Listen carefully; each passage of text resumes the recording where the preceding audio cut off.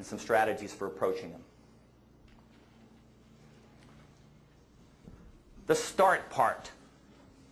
Let's talk about the start part.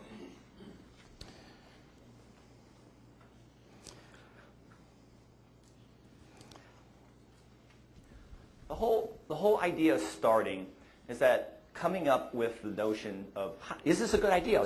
Serial entrepreneurs have 100 ideas, right? They're trying to do something about 2 or 3 of them. Which ideas? Are they good ideas? Where do we go from here? Well, there's sort of this notion that entrepreneurs know exactly how it's going to unfold and exactly what to do and exactly how it's going to end. And that's really not what happens at all. You know, the process that entrepreneurs go through is, am I passionate about this thing? You know, do I think I can make a difference? I think I can change the world. It's going out in that uncharted water and trying to find new real estate, right? And how big it can be and if it's going to be successful, nobody knows, because by its nature, what you are trying to do is unknowable. That's why, if it was already knowable, there's nothing to start. Right? It's unknowable by its nature. And so what it can be will eventually only be defined by you doing it. And I love this whole notion about, you ever hear people say, so, what's your exit strategy? You ever hear that? You hear that at cocktail parties a lot. What's your exit strategy? You think about it, it's a stupid question. Like, does a painter know what the final painting and brushstrokes are going to be before she starts the painting? Does a movie script writer know how the movie's going to end exactly before they begin writing? No. How does an entrepreneur know how it's going to end? They don't even care. They don't even care. You know? So when an investor comes up to me and says, so, what's your end game? I say, it ends with you making a lot of money. Because that's really all they want to hear. They don't care whether you sell it or whether you go public or, you know, whether you keep it forever and it just returns all these great dividends to them. All they care is that you're going to make them money. That's the end game. And you don't even know how much that's going to be. The thing is, it's all about the start. It's not about finishing.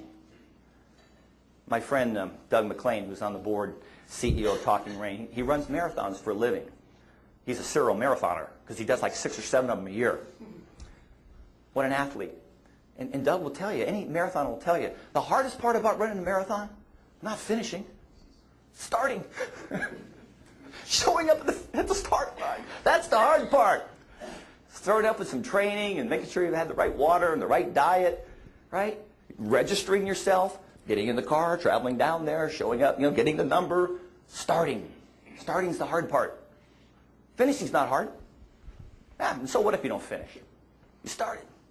You learned. Next time, if you only make it 10 miles, you come back next marathon, you'll do it again. Starting. It's a marathon. And I don't think about it as a 2 or 3 year thing and get big fast and sell out or go public. I don't think about any of my ventures that way. Matter of fact, when I started, I copyright Jerry Schwartz will remember, I used to stand up in front of people and I'd say, we're at the beginning of probably a 10-year plan before we even start making money, which, of course, the investors would gasp. You know, the venture, yeah, I'm right on target. We got 2 more years to go. Thank you for that, Jerry. It's a marathon. It's not a sprint. You take the long-term view, right?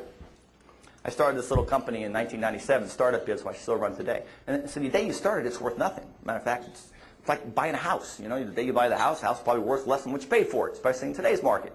But over time, you build equity, right? You do a little landscaping, you add on a room, you do a little painting. You know, while the house builds value in the same way with companies. You know, people don't realize AOL was around for 10 years before it ever made money. Starbucks was around 30 years before it went national. You can just picture how that happened. You know, Howard Schultz sitting in McDonald's one day watching people coming and going, coming and going. Yeah, I want to be the McDonald's of coffee. You know, the brand. So it's the long-term view. It's a marathon. It's not a sprint. And it's about, the most important thing is the will, the passion, the determination. That's the important thing. That's the most important currency an entrepreneur has. Because once the entrepreneur loses the will, his or her own will, and the goodwill of others who are helping them along, that's only when the venture dies. Venture can never die if you have will.